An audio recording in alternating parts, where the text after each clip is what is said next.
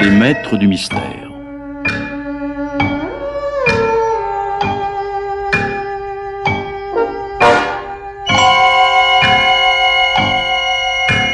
Pierre Billard a choisi pour vous Lord Peter et l'inconnu de Dorothy Sayers, adaptation de François Billedou, avec Henri Guizol, Jacques Castelot, Madeleine Lambert, Hieronymus, Jean-Jacques Steen, Jean-Pierre Litouac, Jean Bollot, Jean-Marie Amato, André Vasselet et Anne-Marie Duvernay.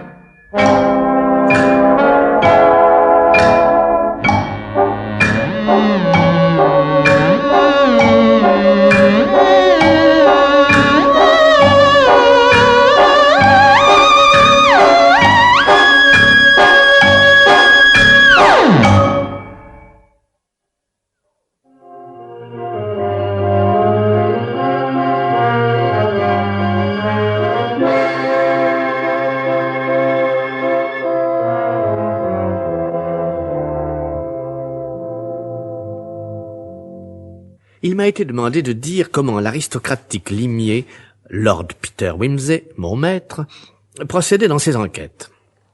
Je dois dire d'abord que sa seigneurie et moi nous fîmes connaissance durant la guerre. Il m'appelait alors... Sergent. Je répondais... Yes, sir. La guerre terminée, il m'appela... Bunter. Car tel était mon patronyme. Et devenu son valet de chambre, je répondis souvent... Yes, my lord. À ses ordres, naturellement, et à ses caprices volontiers. Nous nous appliquâmes ensemble à reprendre pied dans la vie. Riche, il lui était loisible d'agir à sa guise. L'essentiel était qu'il fît quelque chose. Après bien d'autres frivolités, il porta intérêt, en amateur, à diverses affaires criminelles de qualité. Je dois dire maintenant que je ne saurais analyser correctement le comportement de Lord Peter au cours de ses enquêtes. Je crois seulement pouvoir me permettre de faire le récit d'une de ses toutes premières affaires, caractéristique de ses façons. Ainsi, le matin où l'affaire éclata, un mardi matin, il me demande comme de coutume... Que dois-je lire ce matin, Bunter? La collection de Lord Erith va être vendue, my lord. Le Morning Post lui consacre une colonne. Je pense que votre seigneurie devrait également jeter un coup d'œil sur cette critique du dernier ouvrage de Sir Julian Freke intitulé « Les bases physiologiques de la conscience » dans le supplément littéraire du Times. Ensuite, il y a un petit cambriolage très original dans la chronique et une attaque contre les familles titrée dans le Herald, assez mal écrite. My lord, oui, s'il m'est permis d'émettre une opinion. Mais non dénuée d'un humour inconscient que votre seigneurie appréciera. Bon, donnez-moi cela ainsi que le cambriolage. J'ai parcouru les autres journaux et j'ai marqué les lectures de votre seigneurie après le déjeuner. Oh non, de grâce ne m'en parlez pas, vous me coupez l'appétit. Votre cambriolage ne m'emballe guère, Bunter. Du savoir-faire, certes, mais pas d'imagination. Ah non, du diable si je consens à lire la critique du livre de Freke. Mais vous pouvez, si vous voulez, inscrire l'ouvrage sur la liste d'achat de notre bibliothèque. Son bouquin sur la criminalité était assez amusant dans son genre, mais enfin, ce type est dingo. Il démontre que l'idée du divin est une sécrétion du foie. Oui, c'est drôle une fois en passant, mais il ne devrait pas s'obstiner. Il n'est rien qu'on ne puisse prouver pourvu qu'on ait des vues suffisamment bornées. Ce n'est qu'en début d'après-midi que l'affaire se déclencha sur un appel téléphonique de Sa Grâce.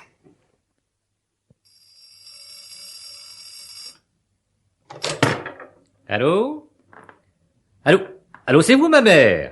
Oh, vous voilà, darling. Que se passe-t-il? Une chose bizarre. J'ai jugé bon de vous avertir. Vous connaissez bien le petit Mr. Tips? Tips? Oui. Ah, oui, le minuscule architecte qui répare le toit de votre église à Denver. Oui. Que lui est-il arrivé? Mr. Tips a téléphoné ce matin. C'était le jour où on l'attendait ici, vous savez. Il a prévenu qu'il avait un empêchement. Il était bouleversé, pauvre petit bonhomme. On a trouvé un cadavre dans sa baignoire. Excusez-moi, mère, je n'entends pas très bien. Il a trouvé quoi? Où? Un cadavre, darling, dans sa baignoire. Ah oui. Quelle espèce de cadavre? Un homme, darling, qui n'avait pour tout vêtement que son lorgnon. Était-ce quelqu'un qu'il connaissait? Non, je ne crois pas, mais c'est un petit homme respectable. Et il était concerné d'une descente de justice chez lui, et le reste...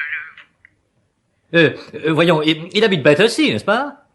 Oui, darling, en face du parc, le grand pâté de maison juste au tournant, tout de suite après l'hôpital Saint-Luc. À quelle heure est-ce arrivé, ma mère? Je crois qu'il a fait sa découverte songé à prévenir tout de suite. Mais merci 1000 fois de m'avoir mis au courant. Oui, j'ai envie de pousser jusqu'à Battersea pour tâcher de consoler ce pauvre petit Tips. À tantôt. Au revoir, darling. Butter. Myland? Sa grâce m'annonce qu'un respectable architecte de Battersea a découvert un cadavre dans sa baignoire. Vraiment, my lord? Voilà une bonne aubaine. Excellente, Bunter. Je conseillai aussitôt à sa seigneurie de ne pas se rendre chez Mr. Tip en redingote et haute forme. Quand Lord Peter se fut changé, il glissa un monocle formant loupe dans la poche de son veston, prit une belle canne à lourde pomme d'argent et ajouta à son équipement une boîte d'allumettes plate en argent qui contenait une petite lampe électrique. Puis nous nous transportâmes chez Mr. Alfred Tips. C'était vraiment un tout petit homme nerveux. Mon maître et lui bavardèrent. J'espère que votre femme de chambre est une fille de tête. C'est une calamité d'avoir des femmes qui se pâment ou qui emplissent la maison de cris. Oh, Gladys est une brave fille, très raisonnable, Mal. Bon. Naturellement, l'aventure lui a porté un coup, mais c'est une fille énergique, très utile dans les moments de crise, vous comprenez. J'estime que c'est une vraie chance pour ma mère et pour moi d'avoir à notre service une brave fille bien convenable. Elle a été consternée d'avoir laissé ouverte la fenêtre de la salle de bain. J'ai commencé par me fâcher, étant donné les résultats de son étourderie, mais au fond, le délit n'eût pas été bien grave en temps ordinaire. Les jeunes filles sont distraites, vous savez, my lord. Et je me suis borné à lui dire, cette fois-ci c'était un cadavre, et c'est déjà assez désagréable. Mais la prochaine fois, ce sera peut-être un voleur, et nous serons tous assassinés dans notre lit. Mais l'inspecteur de police, il s'appelle Sugg de Scotland Yard. Il a été très dur pour la malheureuse. Il l'a épouvantée en lui donnant à entendre qu'il la soupçonne de quelque chose. Et pourtant, je me demandais un peu à quoi un cadavre pourrait bien lui servir à la pauvre fille. Oui, il est évident que ni vous ni cette jeune fille, vous n'auriez l'idée de collectionner des cadavres. La difficulté consiste généralement à s'en défaire. À propos, êtes-vous débarrassé du vôtre? Il est toujours dans la salle de bain. Ah. L'inspecteur Sugg a recommandé qu'on ne touche à rien jusqu'à ce que ces hommes viennent l'emporter. Et si ça intéresse votre seigneurie de jeter un coup d'œil... Oui, volontiers, j'en serais charmé. Si je ne vous dérange pas. Oh, du tout. La salle de bain, longue et étroite, n'offrait rien de particulier. À la tête de la baignoire, il y avait une fenêtre aux vitres dépolies assez large pour livrer passage à un homme. L'appartement était situé au dernier étage de l'immeuble. La croisée donnait sur des cours. Au-delà s'étendaient des jardins. À droite s'élevait l'hôpital Saint-Luc, vaste bâtisse toute neuve, reliée par une galerie couverte à la demeure de l'illustre professeur Sir Julien Frick, directeur du service chirurgical de l'hôpital, lequel était en outre célèbre pour sa science de neurologue et ses opinions extrêmement personnelles. Il est venu ce matin. L'inspecteur Sugg s'est avisé qu'un jeune carabin de l'hôpital pouvait nous avoir gratifié de ce mort. Une farce, comme qui dirait, car ils en ont toujours des tas dans leur salle de dissection. L'inspecteur Sugg a donc été trouver Sir Julien ce matin pour lui demander s'il lui manquait un sujet.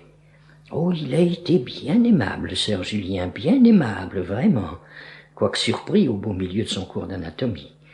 Il a consulté les registres pour s'assurer qu'aucun corps n'avait disparu, puis il a eu l'obligeance de venir voir ceci. Lord Peter rejeta en arrière le drap qui recouvrait la baignoire. Devant lui gisait un homme grand et gros, d'une 50aine d'années, uniquement vêtu d'un lorgnon d'or. Ses cheveux noirs, épais, naturellement frisés, taillés et disposés de main de maître, exhalaient un vague parfum de violette. Il avait la peau bistrée, les traits épais, charnus, très marqués, des yeux noirs proéminents et un long nez recourbé, un menton lourd. Ses lèvres rasées étaient pleines et sensuelles. Les dents étaient jaunies par l'usage excessif du tabac. Les mains avaient reçu des soins de manucure. Sa seigneurie se démenait d'une façon excessive, selon son habitude, autour de ce personnage. Veuillez m'excuser, je sens que je vais me trouver mal. Vraiment, je le sens. Puis, nous regagnâmes notre demeure pour le dîner. Lord Peter s'était retiré dans ses bibliothèques depuis un moment, lorsque... Bunter, je n'y suis pour personne, sauf pour les visiteurs intéressants. Bien, my lord. C'était Sir Charles Parker de Scotland Yard, un garçon tranquille, sensé et bien élevé, qui était un bon ami pour sa seigneurie. Ravi de vous voir, mon cher. Ah, fichu brouillard, hein. Bunter, rapportez-nous votre admirable café et les cigares. Bien, my lord. Parker, j'espère que vous arrivez tout truffé de crimes. Nous avons un macabé dans un bain. Nous allons le partager, voulez-vous? Je savais que vous aviez poussé une pointe du côté de Battersea. Moi de même. Je suis tombé sur Sugg. Il était furieux de votre ingérence non autorisée. J'aime assez mettre ce cher Sugg en colère. Je viens de lire dans le Star qu'il s'est surpassé en arrêtant cette jeune fille Gladys. Gladys, je ne sais plus quoi. Admirable Sugg. Mais vous, que cherchiez-vous là-bas? Au vrai, j'étais allé voir si l'inconnu au type sémite trouvé dans la baignoire de Mr. Tips n'était point, par une chance extraordinaire, Sir Robin Levy. Mais ce n'était pas lui. Sir Robin Levy? Attendez, non, j'ai vu quelque chose à ce propos. Ah, bah oui, j'y suis, une manchette de journal. Mystérieuse disparition d'un célèbre financier. Mais qu'est-ce que c'est que cette histoire? Oh, c'est un de ces faits divers très simples qui n'offrent pas de prise à l'enquêteur. Ah oui? Sir Robin Levy a dîné hier soir au Ritz avec 3 amis. Après le repas, ceux-ci sont allés au théâtre où Sir Robin a refusé de les accompagner sous prétexte qu'il avait un rendez-vous. Je n'ai pu établir avec qui, ni en quel lieu. Toujours est-il que Sir Robin a regagné son domicile de Park Lane à minuit. Et quelqu'un l'a vu? La cuisinière qui montait se coucher l'a aperçu sur le seuil de la porte et l'a entendu ouvrir avec sa clé. Il a gagné sa chambre après avoir laissé son manteau dans le vestibule. Et son parapluie aussi. Il s'est déshabillé et s'est mis au lit. Le lendemain, plus personne. Voilà tout. Ah, voilà tout. Ah non, ce n'est pas tout, ce n'est même pas la moitié d'une histoire. Mais si. Quand son valet de chambre est venu le réveiller, il n'y était plus. Le lit était défait, on a trouvé le pyjama et les vêtements. Alors, le curieux, c'est qu'ils avaient été jetés en désordre sur le fauteuil au pied du lit, alors que Sir Robin avait l'habitude de les plier soigneusement sur une chaise. C'est curieux, ça. Ah, il semble donc qu'il ait été agité, mal à l'aise. Ouais. Dans la garde-robe, rien ne manquait, ni costume, ni chaussures. Il avait fait ses ablutions et s'était lavé les dents comme chaque soir. L'on est obligé d'admettre qu'un respectable financier d'âge mûr, devenu fou entre minuit et 6 heures du matin, est tranquillement sorti de chez lui par une nuit de novembre dans le costume qu'il portait en naissant. Ou qu'il s'est volatilisé, ne laissant derrière lui qu'un amas de vêtements fripés. Bunter. Pardon. Bunter, quelle est votre impression? Ça n'est pas mon rayon, my lord. Sauf que je trouve étrange qu'un gentleman trop agité ou trop souffrant pour plier ses vêtements, selon son habitude, ait songé à se brosser les dents. Comme Lady Levy et sa famille sont à l'étranger, personne n'aurait songé si vite à s'étonner de la disparition de Sir Robin, s'il n'avait dû assister aujourd'hui même à une très importante assemblée financière pour une affaire de plusieurs millions. Mais je sais qu'il avait des ennemis qui auraient bien voulu l'empêcher de conclure cette opération. Aussi, dès que j'ai entendu parler de l'inconnu dans une baignoire, je suis arrivé en vitesse. Le comique, c'est que Sugg s'est mis en tête que c'est bien lui. Et il a envoyé des dépêches éperdues à Lady Levy l'invitant à venir identifier son mari. Mais l'homme au bain n'est pas Sir Robin. Phénomène bizarre, il lui aurait ressemblé. Oui, s'il avait eu de la barbe. Mais à mon avis, Parker, il avait de la barbe. Hein? Il avait de la barbe. Il avait de la barbe. Et ce n'est pas la seule étrangeté dans l'apparence de ce bonhomme qui m'est frappé. Tenez par exemple. Ouais. Voilà un individu qui porte un coûteux lorgnon d'or. Ouais. Et en revanche, ses dents sont non seulement décolorées, mais en très mauvais état, comme s'il les avait brossées de sa vie. Or, nous l'avons constaté, c'est un homme soigneux de sa personne. Ainsi qu'en témoignent ses cheveux et ses mains. Et que vous en semble? Oh, vous savez, ces hommes sortis du peuple et qui se sont faits tout seuls ne s'occupent guère de leurs dents. Ils ont la terreur du dentiste. Ouais, j'admets cet argument. Second point. Ce monsieur aux cheveux parfumés à la violette de Parme et aux ongles manucurés ne se lavait jamais les oreilles. Oh. C'est dégoûtant. Je ne l'avais pas remarqué. Mais voyez-vous, il est difficile de se défaire de mauvaises habitudes anciennes. Admettons. Troisième point. Le monsieur manucuré et oint de brillantine, etc., avait des puces. Fichtre. Ouais. Ah oui, oui, bien sûr. Hein? Oui, mais toutefois, ce sont là des choses qui peuvent arriver à n'importe qui. Oui. Enfin, par hasard. Oui, ce sont là des choses qui peuvent arriver à n'importe qui, mais alors chacune isolément. Quatrième point. Le monsieur qui se calamistre à la violette de Parme fait usage d'un savon fortement féniqué. De l'acide phénique pour se débarrasser des puces. Je dois dire à votre honneur, Parker, que vous avez réponse à tout. 5e point, ce monsieur bien bichonné a les ongles des pieds malpropres et trop longs. Conformément aux anciennes habitudes sus mentionnées. Oui, je sais, mais enfin tout de même. Enfin, 6e et dernier point, ce monsieur aux élégances intermittentes arrive pendant une nuit de pluie torrentielle, s'introduit apparemment par la fenêtre, alors qu'il est mort depuis 24 heures, et il s'étend avec calme dans la baignoire de Mr. Tips, vêtu de son seul lorgnon, en dépit des rigueurs de la saison. Pas un cheveu de sa tête n'est en désordre. Et même il a l'air de sortir des mains du coiffeur, car quelques petits cheveux coupés adhèrent encore à son cou et aux parois de la baignoire. Il est d'ailleurs rasé de frais, à telle ancienne qu'il porte sur la joue des traces de savon séché. Oui, monsieur. Minute. Et du savon séché dans la bouche. Du savon dans la... Non, mais c'est absurde. C'est sans doute une décoloration de la peau. Non, il avait aussi des poils. Tenez, en voici 2. Il avait dû porter la barbe. Prétendez-vous, Windsay, qu'il y ait au monde un homme qui se couperait la barbe en tenant la bouche grande ouverte et qui ira ensuite se faire assassiner avec des poils pleins de gosier? Je ne prétends rien de pareil. Il a été rasé après le meurtre.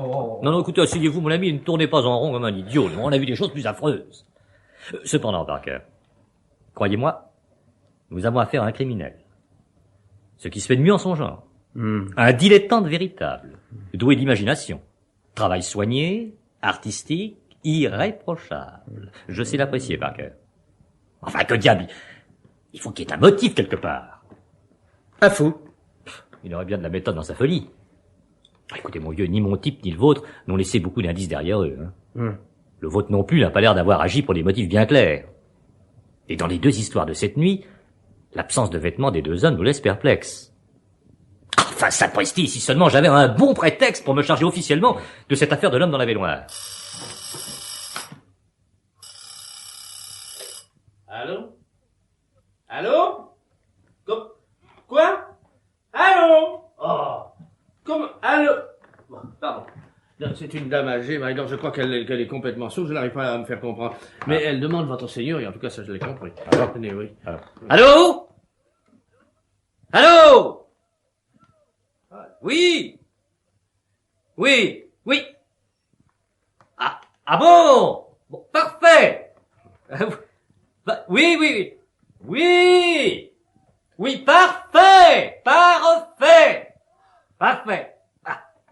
Bon, chien dommage, Elle est sourde, hein? Épatante bonne femme. C'est Madame Tipsmer. Sourde comme un pot, alors. Sourde comme... Elle n'a jamais téléphoné de sa vie. Alors, quelle décision! Napoléon en personne. L'ineffable Sugg, à la suite d'une grande découverte, vient d'arrêter le petit Tips. La vieille dame est abandonnée dans son appartement. Le dernier cri de Tips a été « Prévenez Lord Peter Windsor ». La vieille femme est déchaînée. Après s'être débattue avec l'annuaire, elle réveille les téléphonistes de la centrale, refuse de considérer le mot « non » comme une réponse valable, d'autant qu'elle n'arrive pas à l'entendre, obtient la communication et me demande si je suis prêt à l'assister. Parker, je voudrais l'embrasser. Allons la voir. Bunter. Oui, emportez votre machine infernale et le magnésium. Bien. Nous allons fonder une association, travailler simultanément aux 2 affaires jumelles. Bunter, mes souliers. Oui. Macan, ma lampe électrique. Bien. Le noir de fumée. Mon couteau, tout y est? Bon, voyons. Mais non, Bunter, pour ne pas être offensé, je ne pensais pas à mal. Je crois en vous, Bunter. J'ai confiance en vous. Combien ai-je d'argent sur moi? Bon, ça va. On est prêt? En route! Sa seigneurie, à 2 heures du matin, décida de conduire la vieille Mrs. Tips au château de Denver, résidence de la duchesse douairière, sa mère. C'est gentil de vous voir, Darling. Vêtue d'une charmante robe d'intérieur, elle était assise près de Lord Peter et le regardait manger du bœuf froid comme si son arrivée dans des circonstances et en une société aussi insolite était la chose la plus naturelle du monde. Avez-vous couché la vieille dame dans son lit, ma mère? Oui, Darling. Quelle personnalité originale, n'est-ce pas? Oui. Qu'est-ce qui a bien pu donner à votre ami l'inspecteur l'impression que le pauvre petit Tips assassinait quelqu'un qu'il ne connaissait même pas? Mon ami l'inspecteur est décidé à prouver que l'intrus, installé dans la baignoire de Tips, est Sir Robin Levy, qui a mystérieusement disparu de sa maison la nuit passée. Suivez son raisonnement. Nous avons perdu à Park Lane un monsieur d'âge mûr et dévêtu. Nous avons trouvé à Battersea un monsieur d'âge mûr, également dévêtu. Donc les deux ne font qu'une seule personne, c'est QFD. Et là-dessus, il coffre le petit Tips. Vous avez un langage elliptique, darling. Pourquoi Mr. Thips serait-il arrêté si ces deux personnages ne font qu'un? Ah, il faut bien que Sugg arrête quelqu'un, ma chère mère. Mais il y a un témoignage qui semblerait confirmer son hypothèse. La nuit dernière, vers 9h15, une jeune femme arpentait la rue de Battersea Park, dans des intentions d'elle seule connues. Quand elle vit un monsieur enveloppé d'une pelisse, coiffé d'un haut de forme, qui sautillait sous un parapluie en regardant le long des rues. Comme elle n'est pas timide, elle s'est avancée. Pourriez-vous m'apprendre, fit le mystérieux étranger, si cette rue aboutit à Wells Road? Elle lui répondit affirmativement, et lui demanda, d'un ton badin, ce qu'il faisait là. Le type déclara qu'il avait un rendez-vous et s'éloigna. Elle le suivait du regard, quand une amie l'a accosté en lui disant « Mais c'est Lévy, je l'ai connu du temps qu'on l'appelait l'incorruptible. » La jeune femme n'y a plus pensé, dit-elle, jusqu'à l'heure où le laitier a apporté ce matin la nouvelle du drame de Battersea. Alors, bien qu'elle n'aime pas beaucoup la police à l'ordinaire, elle est allée demander si le monsieur assassiné avait une barbe et des lunettes. Comme on lui répondait par la négative, elle s'est écriée étourdiment « Ah, c'était donc pas lui. » Le policier a demandé « Pas qui ?» Voilà son histoire. Sugg, sur la foi de ce témoignage, a inculpé Tips. Mon Dieu! J'espère que la pauvre fille n'aura pas trop d'ennuis. Je ne pense pas. C'est Tips qui se trouve dans le pétrin. Nous sommes en face d'un curieux petit problème. Très curieux, darling. Mais bien triste pour le pauvre Sir Reuben. Il faut que j'écrive un mot à Lady Lévy. Je l'ai beaucoup connue quand elle était jeune fille. Elle s'appelait Christine Ford, et je me rappelle le drame qu'il y a eu quand elle a voulu épouser Lévy. Ceci se passait, bien entendu, avant qu'il ait fait fortune dans les pétroles américains. La famille voulait la marier à Julian Craig, qui par la suite s'est tellement distingué et qui était de leur parenté. Mais elle s'était toquée de ce monsieur Lévy et elle s'est sauvée avec lui. Enfin, devant le fait accompli, on a estimé qu'il valait mieux que la jeune fille l'épouse du moment qu'elle aimait. Le jeune Craig, j'en suis certaine, avait pour elle un sentiment profond. Ils sont d'ailleurs restés d'excellents amis. Craig ne s'est jamais marié depuis, vous savez. Et bien qu'à présent très riche et très célèbre, il vit tout seul dans cette grande maison à côté de l'hôpital.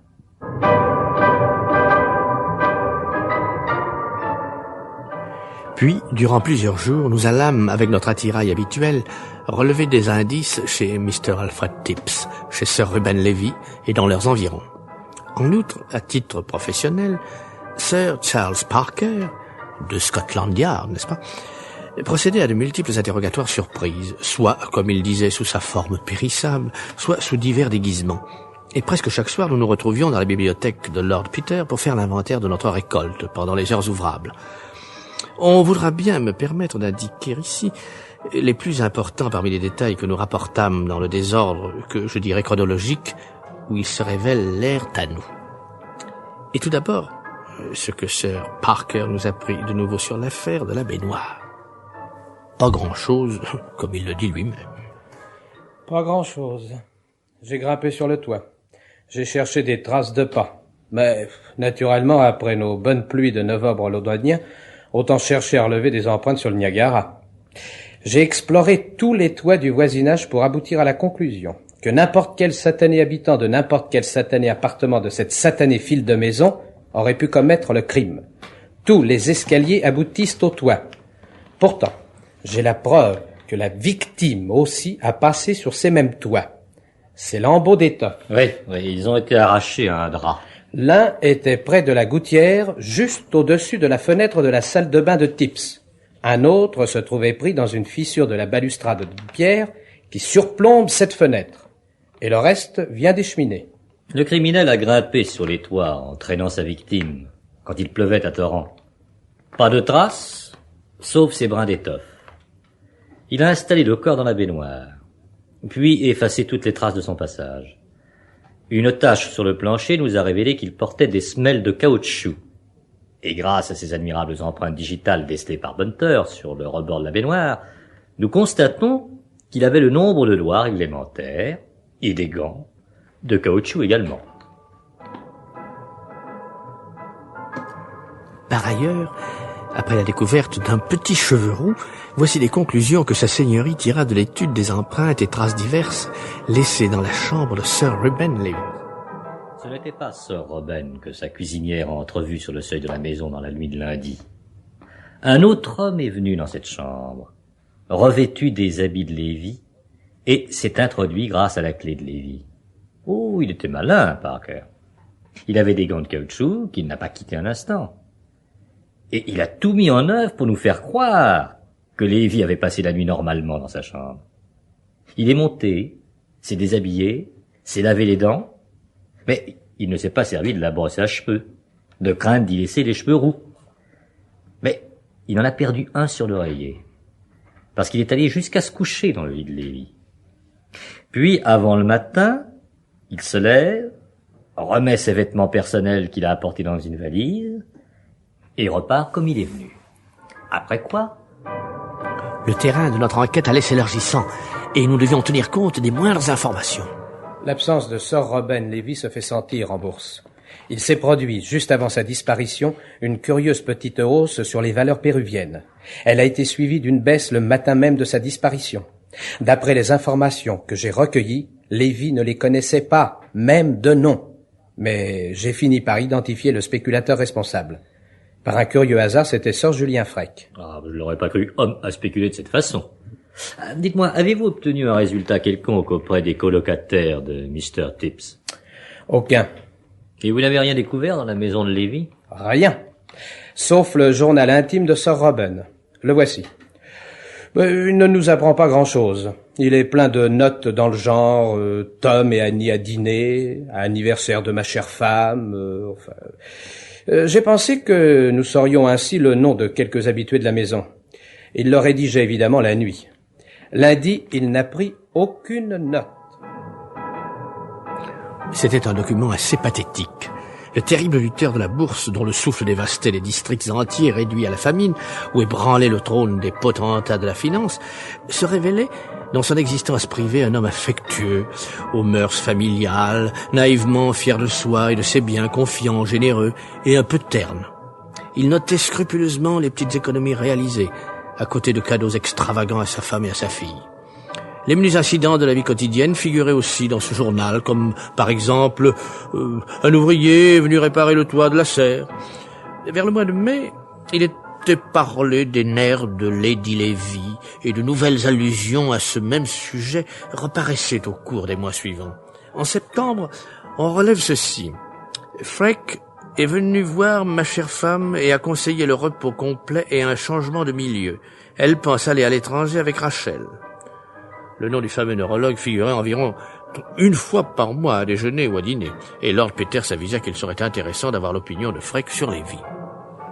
Les gens se confient parfois aux médecins. Et si par extraordinaire Lévy songeait au suicide?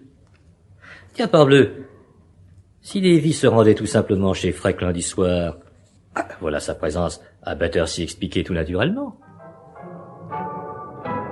Un matin, sa seigneurie m'appela et me fit l'honneur de réfléchir en ma présence pour faire le point de la situation. Bunter. Yes, my lord. Alors que dans l'affaire Lévy, il est facile de trouver un mobile au crime. La difficulté ne consistant qu'à établir comment il a été perpétré. Dans l'autre cas, le principal obstacle auquel se heurte l'enquête, c'est l'absence de tout motif imaginable. Autant essayer de se représenter la quatrième dimension. Yes, my lord. Bunter. Oui? Je vous prie de me dissuader dorénavant de courir 2 lièvres à la fois. Ces affaires me portent sur le système. L'un des lièvres n'a pas de point de départ et l'autre de point d'arrivée. Quand ce sera fini, Bunter, je me rangerai. J'abjurerai ma passion policière et je lirai des romans champêtres. Bien, my lord.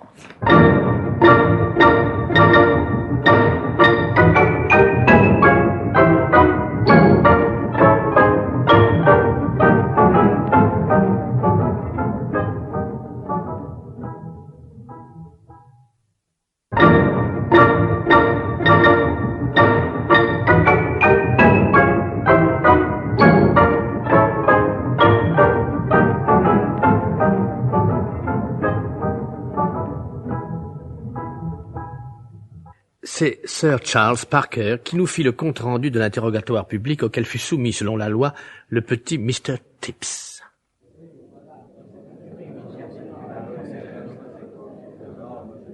Après les préliminaires d'usage, le coroner procéda à l'appel des 14 personnes qualifiées et honorables, auxquelles il fit prestement jurer qu'elles approfondiraient les véridiques détails de la mort du monsieur Lorgnon et qu'elles rendraient un verdict équitable en s'inspirant des témoignages avec l'aide de Dieu.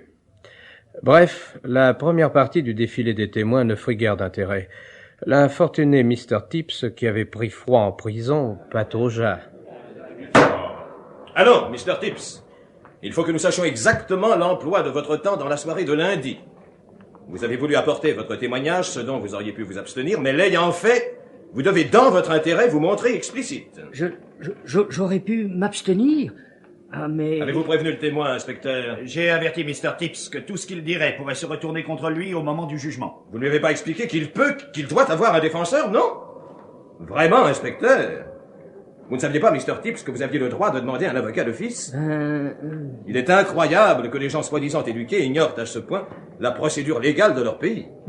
Je voudrais tout vous dire, bien que ce soit vraiment pénible pour un homme dans ma situation. Eh bien, nous vous écoutons.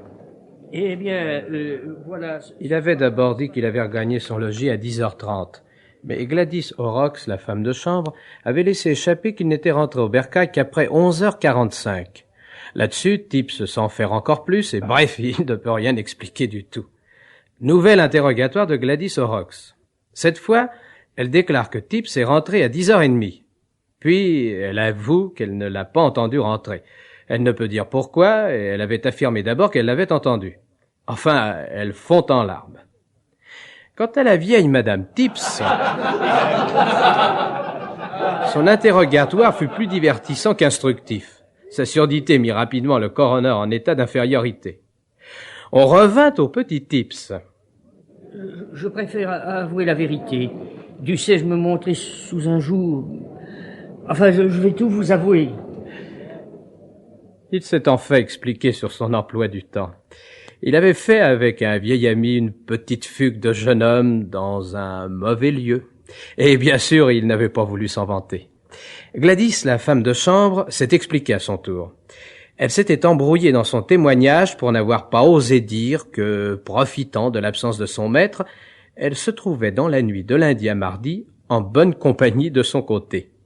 Son bon ami vint apporter son témoignage. Puis, l'inspecteur Sugg fut appelé à la barre.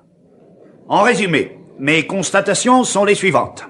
Aucune trace d'effraction dans l'appartement. De vagues traces sur le rebord de la fenêtre de la salle de bain, indiquant que quelqu'un est passé par là. Aucune trace sur le toit, aucune empreinte non plus dans la cour.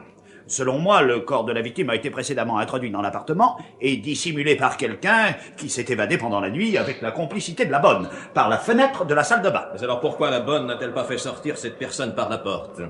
Oui, après tout, c'était possible. Avez-vous découvert quelque indice établissant qu'un cadavre ou un homme vivant avait été caché dans l'appartement même? Non, mais aucune preuve du contraire non plus. À la suite de quel témoignage avez-vous conclu que le meurtre remontait à cette nuit-là? Cette présomption n'a pas été retenue. Le criminel a-t-il laissé des empreintes digitales? Quelques-unes ont été relevées sur la baignoire, mais l'assassin portait des gants. Qu'est-ce que ce détail vous fait présumer de l'expérience du criminel? Ce devait être un professionnel. Mais comment cette opinion s'accorde-t-elle avec votre arrestation d'Alfred Tips, inspecteur?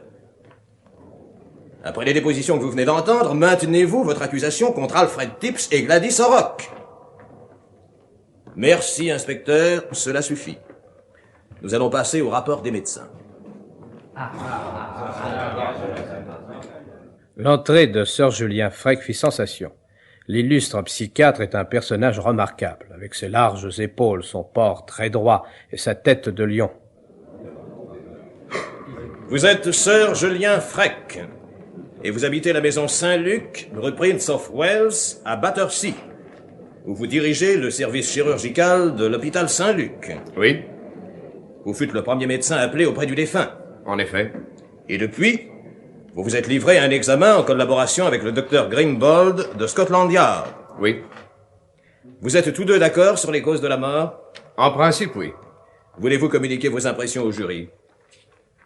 Lundi matin, vers 9h, J'étais occupé à un travail de recherche dans la salle d'anatomie de l'hôpital quand on m'informa que l'inspecteur Sugg désirait me voir. Il m'apprit que le cadavre d'un homme avait été découvert dans des circonstances mystérieuses dans l'immeuble contigu à l'hôpital. Il me demanda s'il y avait des chances pour que ce soit une farce de carabin. Après examen des registres, je fus en mesure de lui affirmer qu'aucun sujet n'avait disparu de la salle de dissection. L'inspecteur Sugg m'ayant prié ensuite d'envoyer un médecin pour examiner la victime, je répondis que j'irais en personne. Pourquoi? Je confesse que j'ai ma part de curiosité commune à tous les mortels, monsieur le coroner. Arrivé à l'appartement, je trouvai en effet un homme dans la baignoire, étendu sur le dos. Un rapide examen m'amena à conclure qu'il avait été tué d'un coup à la nuque, lequel avait disloqué les 4e et 5e vertèbres cervicales et fait éclater la moelle épinière, entraînant une hémorragie interne et une paralysie partielle du cerveau. J'estimais qu'il avait cessé de vivre depuis au moins 12 heures, peut-être davantage. Le corps ne portait pas d'autres traces de violence. Le défunt était un homme vigoureux, de 50 à 55 ans. Selon vous, a-t-il pu s'infliger sa blessure lui-même? Certes non. Le coup a été asséné par derrière, au moyen d'un instrument lourd et grossier, et très judicieusement. Il est impossible que ce soit une blessure volontaire. Pourrait-elle être le résultat d'un accident? C'est évidemment possible. Selon vous, la mort a-t-elle été instantanée? Il est difficile de se prononcer. Un pareil coup peut très bien causer la mort immédiate. Dans le cas présent, j'incline à croire qu'il a survécu fort peu de temps. Je base mon opinion sur l'état du cerveau tel que nous l'a révélé l'autopsie. Toutefois, je dois dire que le docteur Grimbold et moi, nous ne sommes pas d'accord sur ce point. J'apprends qu'une hypothèse a été émise au sujet de l'identification de cet inconnu. Et vous n'êtes pas en mesure de l'identifier, vous? Certes non, je ne l'avais jamais vu. La conjecture à laquelle vous faites allusion est absurde. Elle n'aurait jamais dû être formulée. Je n'en ai eu vent que ce matin. Si j'en avais été avisé plus tôt, j'aurais su comment la réfuter. Et je tiens à exprimer bien haut combien je désapprouve qu'une souffrance inutile ait été infligée à une dame que j'ai l'honneur de connaître. Je vous accorde, Sir Julien, qu'il est très regrettable que vous n'ayez pas été averti. À propos du binocle trouvé sur la victime, y a-t-il là une indication pour un homme de l'art? Ce sont des verres assez peu courants. Je me bornerai à constater que je me serais attendu à ce qu'ils appartinssent à un homme beaucoup plus âgé. Avez-vous pu, d'après l'aspect du défunt, inférer quoi que ce soit de ses habitudes personnelles? Il m'a fait l'effet d'un homme dans l'aisance, mais dont la fortune serait récente. Ses dents sont en mauvais état. Ses mains portent encore les traces d'un travail manuel. Un colon australien enrichi, par exemple? Quelque chose d'approchant. Bien entendu, je ne saurais me prononcer de façon catégorique. Bien entendu. Merci, Sir Julien. Le docteur Grimbold, appelé, confirma la déposition de son éminent collègue sur tous les points, sous réserve que la victime avait dû succomber à sa blessure au bout de quelques jours. Ce n'est pas sans une extrême hésitation qu'il hasardait une opinion différente de celle de Sir Julien. Du reste, il pouvait se tromper. Selon lui, la victime, lorsqu'il avait été appelé à l'examiner, devait avoir cessé de vivre depuis au moins 24 heures. Pendant la délibération du jury, je fus présenté à Sir Julien. Je suis bien content de vous rencontrer. Avez-vous vu Lady Lévy? Oui, ce matin. Vous a-t-elle demandé de poursuivre vos recherches? Oui. Elle se figure que des financiers rivaux de Sir Robin l'ont peut-être séquestré ou que des bandits l'ont enlevé pour obtenir une rançon. Êtes-vous de cet avis? Je n'en suis pas éloigné. J'aimerais bien que vous m'accompagniez un bout de chemin quand tout ceci sera terminé. J'en serais charmé. Les jurés avaient repris leur place. S'adressant à leur président, le coroner demanda s'ils s'étaient mis d'accord. Nous avons décidé, monsieur le coroner, que l'inconnu est mort des suites d'un coup sur la colonne vertébrale. Quant aux conditions dans lesquelles il a été blessé, nous estimons ne pas avoir de preuves suffisantes pour les définir. Ainsi, cette enquête publique ne nous a apporté aucun éclaircissement. Du moins a-t-elle permis la libération de l'infortuné Tips et de sa femme de chambre. Je rejoignis Sir Julien dans la rue. Jusqu'au moment où j'ai vu Lady Lévy ce matin, je n'imaginais pas que l'on pût établir un rapport entre cette affaire et la disparition de Sir Ruben. Il est vrai qu'il existait une certaine ressemblance entre la victime et Sir Ruben. Une ressemblance très superficielle. Je conçois que cette idée ait pu venir à quelqu'un, mais elle aurait dû être aussitôt écartée. Je suis au regret, car Lady Lévy souffre beaucoup de ces racontards. Vous savez peut-être, inspecteur, que sans pouvoir me dire en intime, je suis un vieil ami des Lévy. Oui, il me semble, en effet. Croyez-moi, Sir Julien, je comprends votre émotion et celle de Lady Lévy, et je me suis efforcé de ramener l'inspecteur Sugg à des notions plus raisonnables. Mais une fâcheuse coïncidence a voulu que Sir Robin ait été vu ce même soir dans la rue de Battersea Park. Ah oui? Eh bien, je vais brouiller, je le crains, une des pistes que vous comptiez suivre. Et en ce qui me concerne, trahir le secret professionnel. Mais puisqu'une partie de ce que je vais vous dire vous est déjà connue par l'effet du hasard, mieux vaut vous informer du reste. C'est moi que Sir Robin est venu voir dans la soirée de lundi. Oui? Son état de santé lui inspirait de vives inquiétudes. Il s'est adressé à moi plutôt qu'à son médecin habituel parce qu'il voulait à tout prix tenir sa femme dans l'ignorance. Et je vous le répète, il me connaissait assez bien. Avait-il pris rendez-vous? Un rendez-vous? Oui. Oh non, il est arrivé à l'improviste dans la soirée après dîner. Je l'ai examiné, puis il m'a quitté à peu près vers 10 heures, je crois. Sir Lévy vous a quitté à 10 heures. Oui, à peu près. Ouais. Au début, je n'ai rien dit, sachant combien il tenait à garder sa démarche secrète, d'autant qu'il n'était pas question d'accident de la rue ou quoi que ce soit de ce genre, puisqu'il est rentré sain et sauf chez lui à minuit. En effet. C'est d'ailleurs trahir sa confiance. Et je vous en parle uniquement parce que Sir Robin, ayant été rencontré dans mes parages, je préfère vous renseigner en particulier plutôt que de vous voir interroger mes domestiques. Vous excuserez ma franchise. Certes, je vous suis très obligé de me faciliter ma tâche, Sir Julien. J'aurais perdu un temps précieux à poursuivre une fausse piste.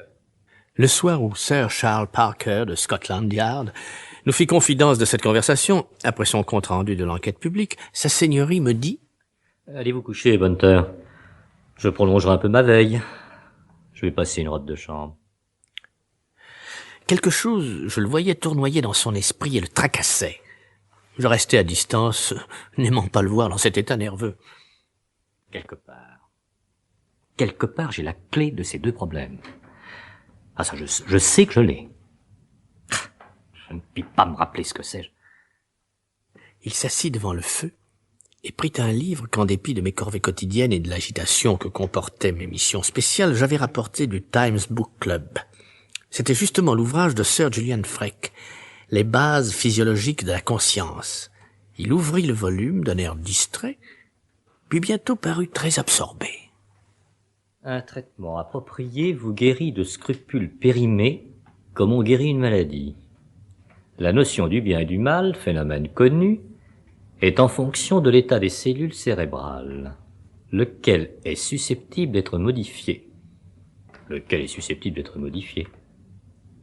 Nous sommes en droit de préjuger que cet intéressant phénomène mental de la conscience cessera graduellement de se manifester. Fichtre. Voilà une doctrine idéale pour un criminel.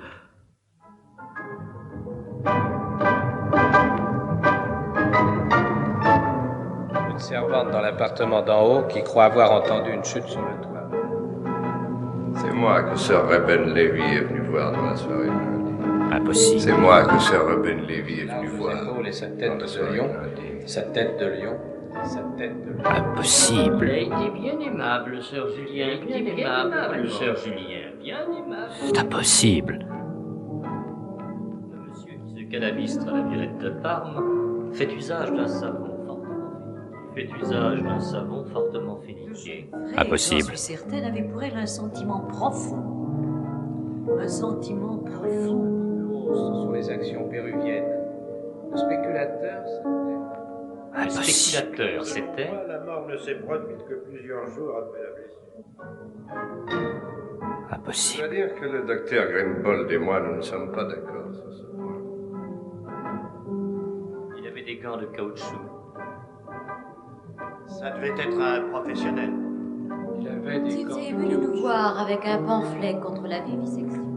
Impossible. Il expliqua que c'était les asiles d'indigents qui fournissaient les sujets. C'est moi que Sir Robin Lévy est venu voir dans la soirée. Bien aimable, Sir Julien. Bien aimable. Impossible. Un sentiment profond. Freke ne ne s'est jamais marié depuis, vous savez. Cette nuit-là, Lord Peter eut une mauvaise fièvre, mais ses présomptions, pour effrayantes qu'elles fussent, se trouvèrent confirmées les jours suivants. Le valet de chambre de Sir Julien nous fournit des indications sur le comportement de son maître dans la nuit de lundi. Un étudiant de l'hôpital Saint-Luc nous apporta la preuve que le corps de Sir Reuben avait servi de sujet à la salle de dissection. Enfin, le principal fournisseur de l'hôpital en pièces anatomiques, le directeur de l'asile d'indigents de Chelsea, reconnut qu'une substitution de cadavres avait pu être opérée sans qu'il soit possible de s'en apercevoir, et il procéda à l'exhumation du faux indigent que Lady Lévy reconnut comme étant Sir Reuben. Alors, Sir Charles Parker de Scotland Yard mit la machine policière en route. L'inspecteur Sugg, my lord. Laissez-le entrer, Bunter. Nous avons coffré notre homme. Vivant? Nous avons sonné et, bousculant le valet de chambre, gagné la bibliothèque. Il était en train de dicter devant un appareil enregistreur. Il n'a pas eu le temps de faire un geste. Vous me voyez confondu de surprise, inspecteur. Le criminel était en train de dicter toute une confession et il m'a demandé expressément de vous remettre l'enregistrement. La police aura naturellement besoin de ce document, mais comme il a été composé à votre intention, je n'ai pas pu faire autrement que de vous l'apporter à vous d'abord. Le voici, ainsi que l'appareil. Voulez-vous que nous l'écoutions, Parker? Et vous ne voyez pas d'inconvénient à ce que Bunter l'écoute aussi. Je dois dire que je suis fort impatient de vérifier les différents points de notre enquête. Allons-y. Cher Lord Peter, je n'hésite pas à reconnaître à présent que vous avez gagné la partie.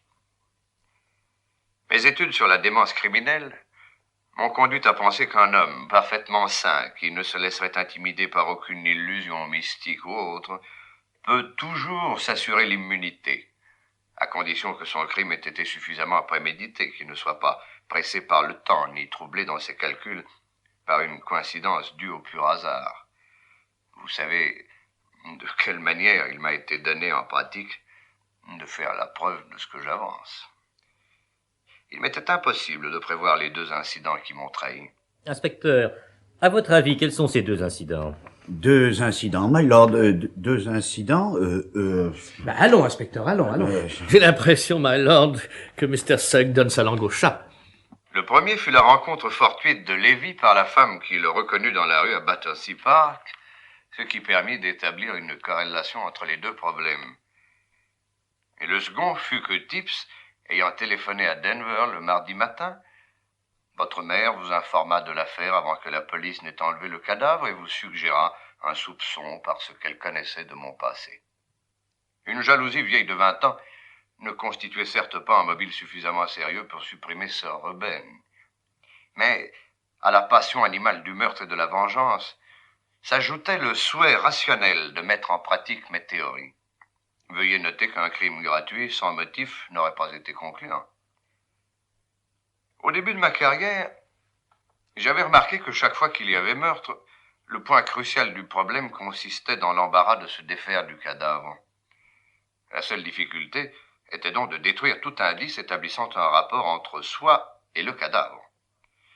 Je compris clairement qu'un cadavre superflu ne pouvait compromettre personne, pour peu que personne ne soit rendu responsable de ce cadavre déterminé. Ainsi me vint l'idée d'une substitution d'individus. Mais ce n'est que lorsque j'assumai la direction pratique de l'hôpital Saint-Luc que je me trouvais entièrement libre du choix et du maniement des corps inanimés. Depuis lors, je ne cessais d'observer avec vigilance les sujets qu'on m'apportait aux fins de dissection. Permettez-moi, messieurs, de poursuivre. L'occasion favorable s'offrit enfin. Le médecin de l'asile d'indigents de Chelsea informa Sir Julien qu'un vagabond inconnu avait été blessé le matin par la chute d'un échafaudage et qu'il présentait de curieuses réactions cérébrales nerveuses. Aussitôt, il s'intéressa au cas et fut frappé par la ressemblance qui existait entre cet homme et Sir Reuben. Voyons si le récit s'enchaîne. C'était une semaine avant l'événement qui nous intéresse. Le jeudi et le vendredi, j'acquis par l'intermédiaire de divers agents de change un stock de certaines actions pétrolifères péruviennes tombées à zéro, Et je réussis ainsi à susciter sur le marché quelque effervescence. Le samedi et le dimanche, rendant visite à mon inconnu de l'asile, j'éprouvais quelque crainte qu'il ne s'avisât de mourir avant que je ne fusse prêt. Mais, grâce à des injections salines, je parvins à le garder vivant. Le lundi matin, la bourse s'ouvrit sur une vive reprise des valeurs péruviennes. Et le bruit courut que quelqu'un avait un bon tuyau. À l'heure du déjeuner, je m'arrangeai pour rencontrer Lévy comme par hasard. Il accepta de déjeuner avec moi et, le bon vin aidant, nous bavardâmes fort amicalement. Au gré de la conversation, une allusion à mes valeurs péruviennes l'intéressa au point qu'il me demanda une preuve sur le champ du renflement de cette affaire. Je vous la donnerai, dis-je, mais pas ici. Venez ce soir chez moi et je vous communiquerai le rapport. Mais pas un mot à âme qui vive. J'ai moi-même acheté aujourd'hui 200 actions, qu'on nous sache ensemble et l'on flairera quelque chose. Voilà donc les informations qui nous manquaient. Voyons la suite. On se sépara et je me rendis à l'hospice. Le vagabond était mort vers 11 heures. Après les formalités usuelles, je m'arrangeai pour qu'il fût livré à l'hôpital vers 7 heures. C'est dans l'après-midi qu'à l'occasion d'une course en taxi, je découvris un lorgnon d'or sur la banquette. De 6 à 7 heures, je passais mon temps à fabriquer une sorte de rapport fictif à l'intention de Sir Reuben. À 7 heures, je m'en fus à l'hôpital. Le fourgon était justement en train d'amener mon sujet. Je le fis immédiatement transporter à l'amphithéâtre et je dis aux surveillants que je comptais travailler la nuit et que je m'occuperais moi-même de tous les préparatifs. Ce n'était pas la première fois. Lévy sonna à 9 heures. Un instant, nous arrivons au récit du crime, Parker. Voici ma version des faits. Lévy sonna à 9h20. Sir Julien ouvrit lui-même. Il le conduisit à la bibliothèque, au premier. Il lui donna un fauteuil qui tournait le dos au feu et retira de son coffre-fort le rapport qu'il avait fabriqué. Sugg, vérifiez donc si ma version correspond aux faits. Bien, my lord. Lévy sonna à 9h20. Je lui ouvris moi-même. Je le conduisis à la bibliothèque au premier. Je lui donnai un fauteuil qui tournait le dos au feu et retirai de mon coffre-fort le rapport que j'avais fabriqué. Il le prit et le lut en mettant le nez dessus à cause de sa myopie, pendant que je tisonnais le feu. Dès que je vis sa tête dans une position favorable, je lui assénai un coup violent avec le tisonnier juste au-dessous de la 4e vertèbre cervicale. Mon expérience professionnelle me fut d'un grand secours. Il poussa un soupir et s'abattit sur la table. Je l'examinai. Il avait la nuque rompue et il ne respirait plus. Je le portai dans ma chambre et le dévêtis. Ayant fini à 10h moins 10, je le cachai sous mon lit et je rangeai les papiers épars dans la bibliothèque. Puis je descendis et je sortis par la porte du vestibule en criant bonsoir assez haut pour être entendu par les domestiques. Je descendis vivement la rue, entrai par la porte latérale de l'hôpital et regagnai mon domicile en traversant la galerie privée. Je sonnai et donnai l'ordre au valet de chambre de tout barricader, sauf la porte privée qui conduisait à l'hôpital. J'attendis qu'il eût terminé, puis vers 10h30, le bruit de leurs pas m'avertit que mes gens montaient se coucher, comme à l'habitude. Je gagnai la salle d'autopsie, je poussai une des tables roulantes à travers la galerie, puis je m'en fus chercher Lévy. Je le couchai sur la table, le roulai jusqu'à l'hôpital et le substituai à mon intéressant indigent. Comme il était encore tôt, je Voyons, Sugg. Enfin, vous ne dites rien. Je suis sûr que vous savez ce que Sir Julien a fait ensuite. Moi? Oh, non, my lord, je ne me permettrai pas. Bon, eh bien, continuons. Encore tôt, je préparais Lévy pour la dissection, puis je ramenai mon indigent chez moi sur le même chariot. Je le portai jusqu'à ma chambre et l'étendis dans mon lit, en ramenant les draps sur la tête afin qu'on crût me voir endormi si par hasard quelqu'un jetait un coup d'œil chez moi. Puis je me déshabillai pour revêtir les habits de Lévy, sans rien oublier. Vous savez ensuite comment je m'introduisis chez lui pour faire croire qu'il était rentré se coucher vers minuit. Je ne fis là qu'une erreur vénielle. Butter, quelle est cette erreur vénielle? Sir Julien aurait dû plier les vêtements de Sir Lévy, ce qu'un homme soigneux devrait toujours faire. N'aime pas cette remarque, Butter, qui semble s'adresser à moi. Enfin, passons. Parker, la suite de l'histoire. S'étant rhabillé de ses propres vêtements apportés dans une petite valise, n'ayant laissé aucune trace grâce à ses gants de caoutchouc, Sir Julien s'échappa discrètement de chez Sir Lévy et rentra chez lui. Et je rentrai chez moi. Mon premier soin fut de rendre mon indigent méconnaissable et d'effacer tout ce qui pouvait évoquer soit Lévy, soit le vagabond de l'hospice. Un bon coup de rasoir, un peu d'huile sur les cheveux et quelques soins de manucure, c'en fut assez pour la transformation. Puis je le ficelai au moyen d'un drap solide et de 2 larges bandes de pansement. J'avais déjà décidé que la seule manière de l'emporter, c'était par le toit, ce que je fis précautionneusement. Ce fut un exercice d'alpinisme facile. Je traînais mon bonhomme le long des toits plats, comptant l'abandonner n'importe où, quand je pensais tout à coup, tiens, je suis dans les parages du petit Tips. Et je me rappelais sa sotte figure et les stupidités qu'il disait sur la vivisection. L'idée bouffonne me vint de déposer mon colis chez lui et de voir ce qu'il en ferait. Voilà, inspecteur Sugg, les risques que peut courir un homme qui n'a que des vertus. Pauvre petit Tips. Le hasard me servit. La fenêtre de sa salle de bain était ouverte. Vous savez le reste. Sinon qu'en fouillant dans ma poche, ma main tomba sur le lorgnon d'or que j'avais trouvé en taxi l'après-midi et que je vis aussitôt qu'il contribuerait à égarer les soupçons. De retour chez moi, il me fallut encore, pour parer à toute éventualité, passer à l'hôpital où je disséquai la tête de Lévy de façon à la rendre méconnaissable. Puis je fis le petit ménage qui s'imposait. Enfin, à 5 heures, je m'endormis profondément et mon valet de chambre vint à 7 heures me réveiller, comme d'habitude. Espérant avoir élucidé tous les points qui pourraient vous sembler obscurs, et en vous félicitant de la bonne fortune et de la perspicacité qui vous ont permis d'avoir raison de moi, je demeure, avec mes hommages les plus respectueux pour votre mère, bien sincèrement à vous. Mais l'enregistrement n'est pas terminé, my lord. En effet. Mais dites-moi, inspecteur, ne pouvez-vous pas deviner la suite? Non. En réfléchissant, peut-être.